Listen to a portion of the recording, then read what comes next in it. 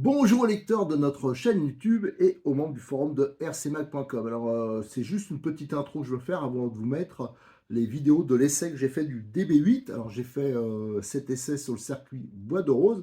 J'avais essayé 5 voitures à la fois.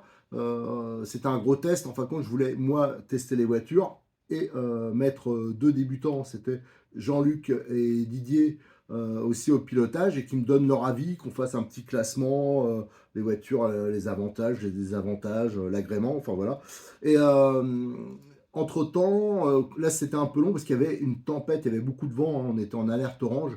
Et niveau son, c'est un peu catastrophique. Donc excusez-moi d'avance de la qualité sonore. Et c'est pour ça que je vous avais fait une vidéo bilan, hein, je vous invite à regarder, qui était en deux parties. Là, il y avait toutes les bagnoles que j'ai fait avant de publier celle-là. Alors en fin de compte, sur cette vidéo, vous aurez les tests, hein, premier roulage, hein, parce que la voiture était toute neuve, elle est deux boîtes, et ensuite je la passe à Jean-Luc, je la passe à Didier. Alors, toutes les vidéos n'étaient pas exploitables, il y en a qui étaient cramées par la lumière, d'autres le son, c'était une catastrophe. Alors j'essaie de garder ce qui était le mieux, et à la fin je vous fais un bilan. Alors pour le bilan, ça se passe, même si le téléphone il compense, mais il faisait nuit, hein. C'est-à-dire qu'on a roulé, surtout celui-là, le DB8 SL avec son éclairage avant-arrière. Jean-Luc, celui-là, il voulait plus le quitter. Jean-Luc, c'est le boss du domaine Bois de Rose.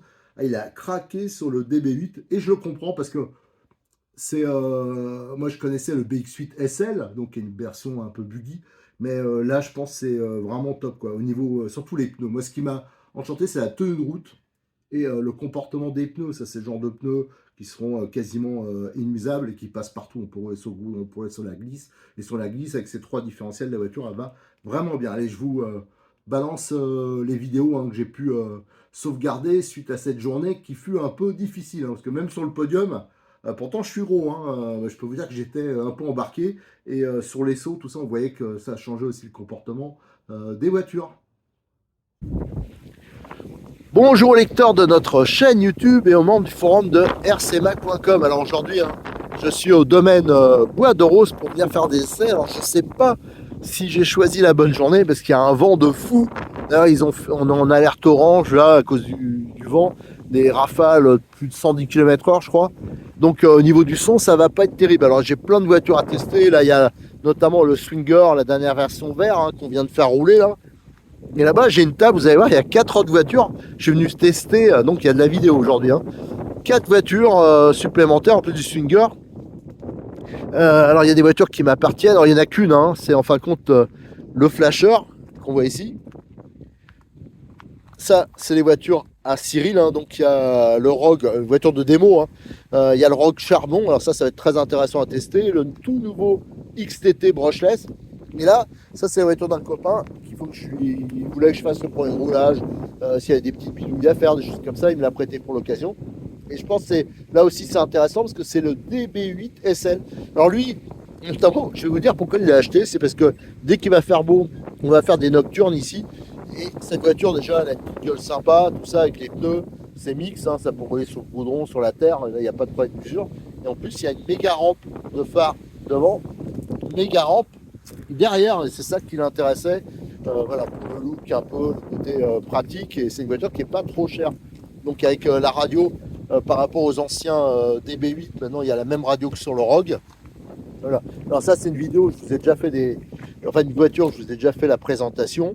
Et par la suite, hein, comme il va me la laisser un moment, ben, on va faire quelques petites vidéos, des petites améliorations. Ça c'est des voitures qu'on commence à connaître par cœur. Notamment il y en a une où je vous ai fait plusieurs vidéos, ça c'est un BX8 SL, mais c'est la même chose à gros. Qu'on a transformé et qui est une balle maintenant. Hein. Ça, je vous l'ai montré régulièrement avec sa petite carrosserie de coccinelle. Allez go, là je vois, j'ai mes pilotes d'essai après. Je vais la prêter à Jean-Luc et Didier hein, qui sont un peu au niveau débutant. Donc comme ça, ils vont leur en mettre plein la tête. Le but, c'est que les voitures, on voit ce qu'elles ont dans le cœur, quoi. Je veux dire que, dans le ventre. Voilà, c'est ça. Allez, on teste, on y va pour les tests. Allez, il commence à se faire tard là, il y a de plus en plus de vent, alors je m'excuse d'avance pour la qualité du son. Et il me reste sur toutes les voitures qu'on avait essayé aujourd'hui le DB8 SL. Alors ça c'est une voiture qui intéresse beaucoup Jean-Luc du domaine Bois de Rose. Alors déjà je vous l'ai dit pour les histoires de l'éclairage avant et arrière, parce qu'on va faire des roulages dès qu'il va faire beau à la belle saison et elle arrive vite ici dans le Languedoc, on fera des roulages nocturnes, ça m'intéresse, et le look qui est hyper sympa, les pneus qui sont polyvalents, donc qui surtout vont permettre de rouler n'importe où. Si on fait des démos en ville, ils vont pas s'user sur le goudron, ils vont rouler sur la terre. Enfin voilà, ça c'est le petit truc un peu réaliste qui peut être sympa. Par contre là c'est la voiture charbon, la version de base. Et on va voir ce qu'elle a dans le ventre, en sachant qu'après on vous fera plein de vidéos avec les améliorations. Tiens, d'un coup il n'y a plus de vent, je vais en profiter. Alors déjà là c'est vraiment, vous avez vu, elle est neuve de neuve. Premier truc, on va, faut toujours faire ça. Tiens, on voit bien les feux rouges derrière. On va régler pour qu'elle aille bien droit. Voilà, ça c'est le principal.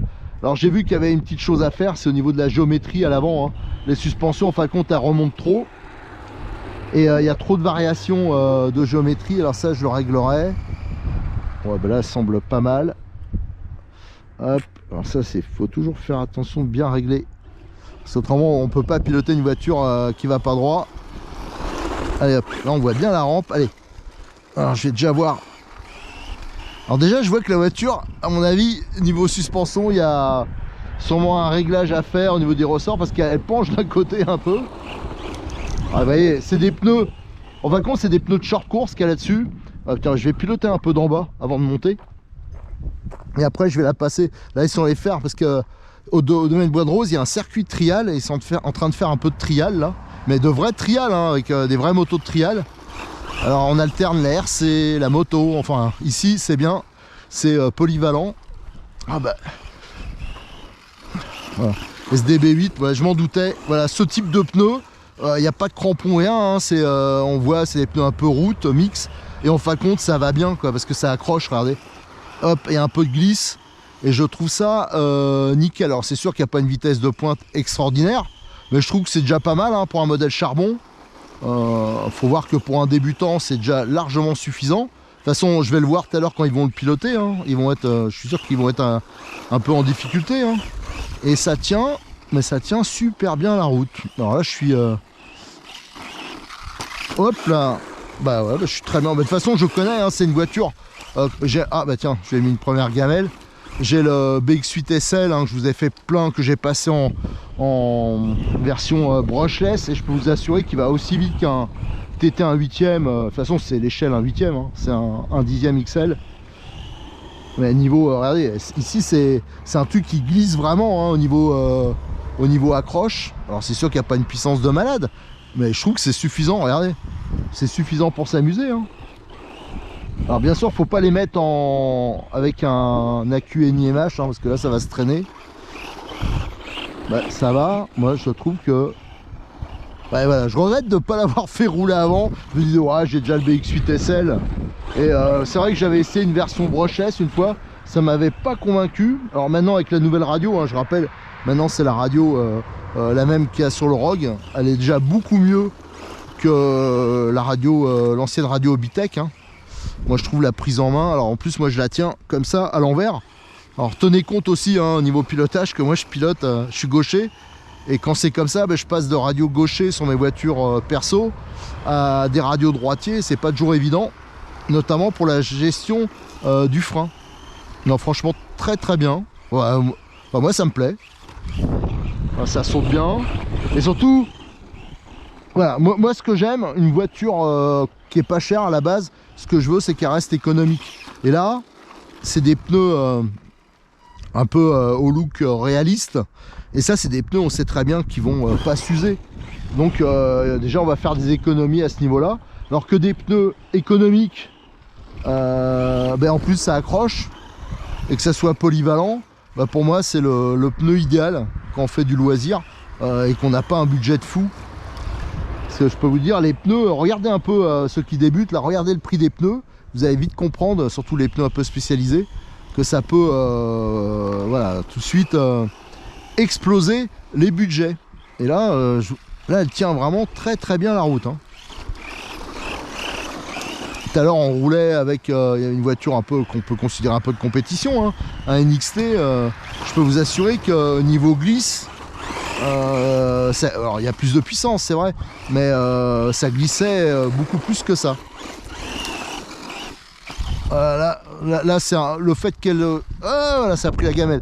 Mais je pense que au niveau des sauts, c'est beaucoup un réglage de suspension. Il y a l'avant, je vous le montrerai quand on fera, là je vais rouler. Ensuite je ferai aussi une conclusion, hein, à la fin. Je vais la passer à Jean-Luc, je vais la passer à Didier. Et je vous ferai une conclusion avec, on verra déjà, on va essayer de passer 3-4 packs. Et s'il n'y a pas de souci. Et ensuite vous aurez sûrement... c'est une voiture que vous allez pouvoir suivre, hein. On va la faire rouler régulièrement. Elle a un copain mais qui va me la laisser la plupart du temps à la maison, hein, parce qu'il bricole pas. Et vous pourrez la suivre, on fera des modifs, enfin voilà, c'est une voiture qu'on va suivre régulièrement, mais c'est vrai que j'aime bien son look. Alors ce que je vais faire là, je vais faire une petite interruption parce que je vais monter sur le podium, il faut que je change la batterie de la caméra et on va continuer à faire notre petit test d'endurance. Allez, je viens de passer les commandes, j'ai changé la batterie, alors il en restait encore, hein. L'autonomie elle est vraiment excellente.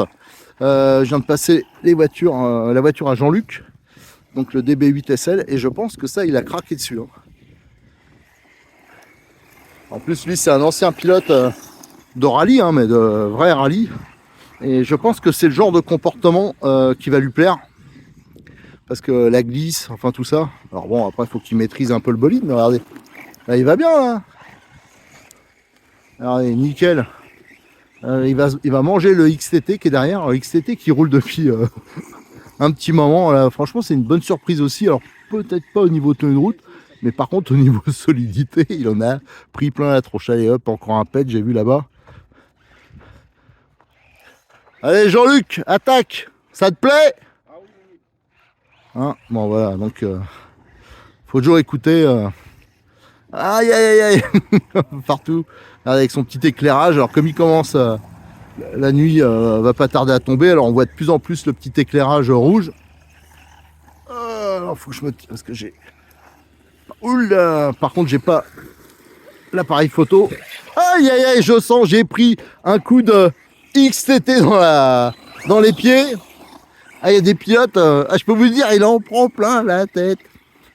Ah, Jean-Luc quand même, il est un peu plus raisonnable, hein, sur les gaz. Alors, allez, je vais laisser tourner. Alors je vous dis, hein, le but c'est de faire, d'accumuler le roulage aujourd'hui. On roule, c'est pour ça que j'en fais rouler 2, 3 à la fois. Et j'ai amené pas mal de batteries. Et comme c'est des voitures, toutes là, à part le XTT, c'est des voitures à charbon. Donc l'autonomie est excellente. Mais le XTT c'est quand même pas mal aussi. Alors là je vois qu'il a tanké dans le filet là-bas le DB8, hein, le père Jean-Luc. Donc il va aller le chercher.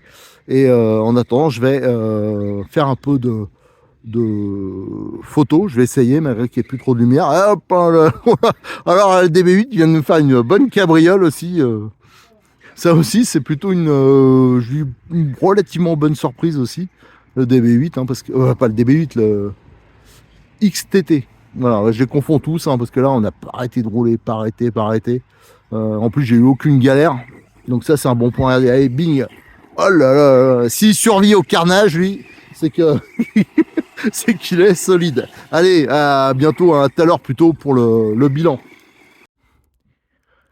Alors ça se voit peut-être pas, parce que je pense que le téléphone, hein, il compense, hein, niveau lumière, mais il fait presque nuit, quoi. C'est les voitures, on avait du mal à le voir. Là, actuellement, il y a Jean-Luc qui est encore en train de tourner avec le DB8 SL. Alors il s'éclate avec cette voiture.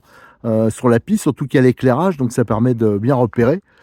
Tiens d'ailleurs, on va aller voir, parce qu'on fera en fin de compte, après le bilan du DB8 SL, je vais changer un peu le programme. Alors je vous dis, hein, c'est vraiment de nuit. Alors tiens, il est descendu du podium parce que je pense qu'il s'est galéré. Et on le voit, le DB8 qui roule. Alors là, je peux vous dire qu'il en a fait des batteries et il en a pris plein la tête.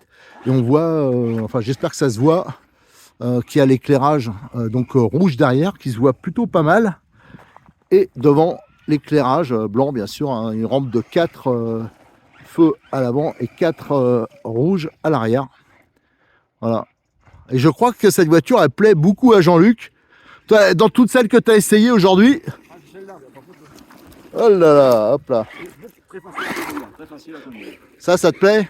Ouais. C'est vrai qu'elle est sympa. Et toi qui as fait un peu de rallye, ça te rappelle pas un peu la glisse là derrière là, des 4 roues? Non, mais c'est pas pareil. Un grand pilote non plus. Mais, bon, mais si, sois pas modeste. Regardez avec les rampes. Et les rampes là, je trouve qu'on visualise bien là. Il fait quasiment nuit, hein. Comme je le disais là, c'est vrai que ça compense vachement le téléphone. Mais s'il n'y avait pas l'éclairage, ça deviendrait un peu compliqué. Alors Jean-Luc, je l'ai jamais vu autant tourner là. Alors aujourd'hui, avec toutes les voitures que j'avais amenées, et en plus on n'a pas eu de problème technique, donc c'est nickel. Voilà, DB8. Moi c'est une bonne surprise, hein, parce que vraiment c'est une voiture que je connaissais, mais en brushless, l'ancienne version, et là, surtout avec la nouvelle radio, elle est plus sympa quand même, la nouvelle radio. Donc ça c'est vraiment nickel. En plus, on a une consommation qui est raisonnable. Ah oui. Il n'y a pas une vitesse de pointe extraordinaire, mais par contre, dans les virages, enfin, je veux dire, dans les autres parties du circuit, il y a ce qu'il faut, quoi. C'est assez sympa.